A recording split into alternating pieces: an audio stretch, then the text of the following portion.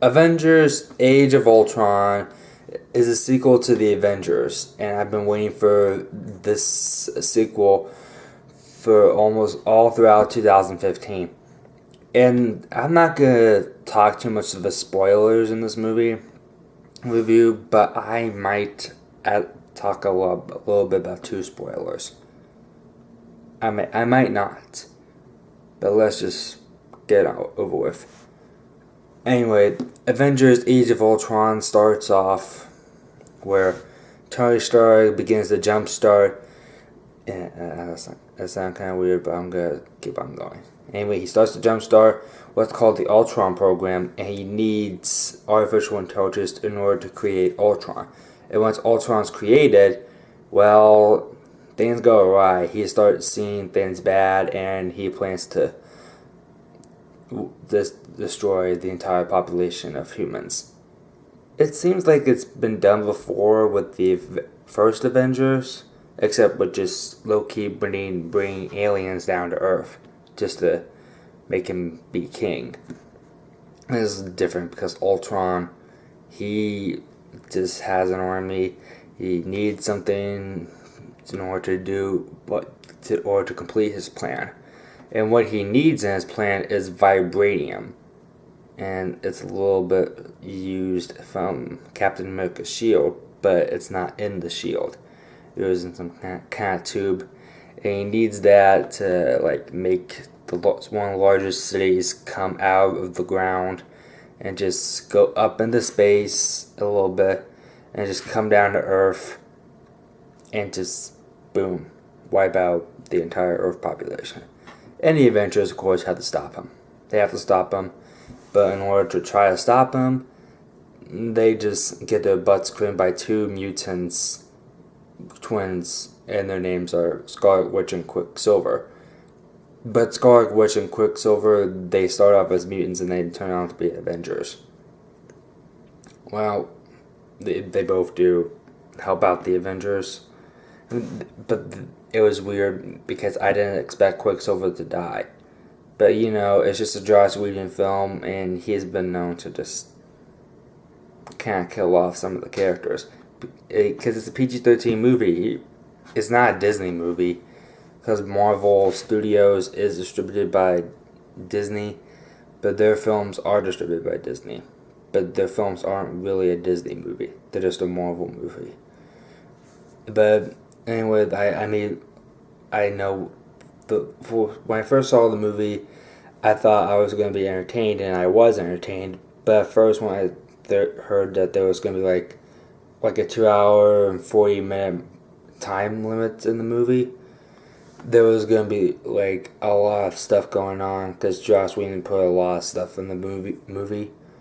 So he had to narrow it down to 2 hours and 21 minutes just to save 3 hours in theaters.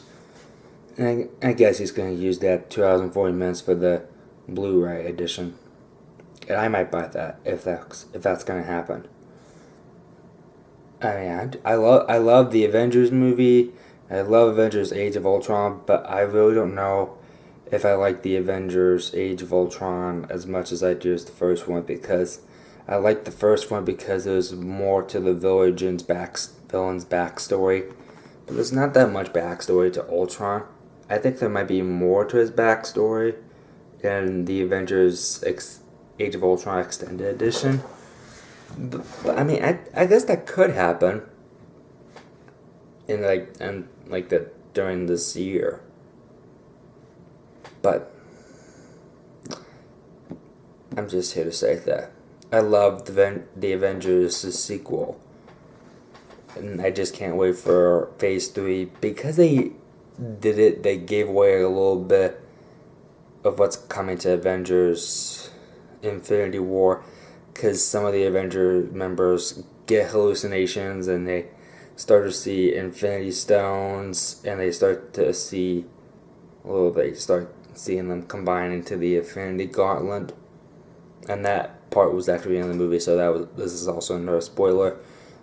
Thanos is in the movie, and he has a little more dialogue than he didn't have in the last Avengers movie, Because all he does was just turn his head around and smile a little bit to his associate, the other, when the other said, "To challenge them is to court death."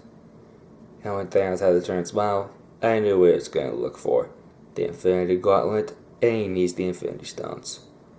So yeah, I guess that had to go with the Avengers 2's post-credit scene, but it was a mid-credit scene. And it really went from Thanos going to get the Infinity Gauntlet, and he's thinking back to where Loki didn't do what he was supposed to do, give him the Tesseract and the Mind Gem. And that is another same thing with Ronan in Guardians of the Galaxy. He didn't give Thanos the orb, and now Thanos vows to get the Infinity Stones himself. And I quote, "Fine, I'll do it myself." I'm just thinking he should have never trusted a demigod or just that alien from Kree. But, he's the most powerful being in the universe. And he needs the Infinity Stones in order to get his revenge on the humans for what he's done to Chitauri. I don't know if they destroyed all of his Chitauri. Maybe they did, maybe they did not. Maybe he's just going to go down to Earth and just kill off all the Avengers one by one in Infinity War Part 1 and 2. But I gotta be honest, guys. I don't really follow the comic books. I just follow the movies. But I'm going to wrap it up. I'm going to say Avengers Age of Ultron is worth seeing. And I really can't wait for Phase 3 and to see how it goes. And I also can't wait to see the last part of Phase 2 of Marvel's Cinematic Universe, which is Ant-Man. And that's another film in my top 10 films to see, that I'm anticipated to see in 2015. And now I'm gonna give Avengers Age of Ultron, I'm not gonna give it a 4-star rating, because I just don't think it's worth 4 stars to me. I'm just gonna give it 3 stars.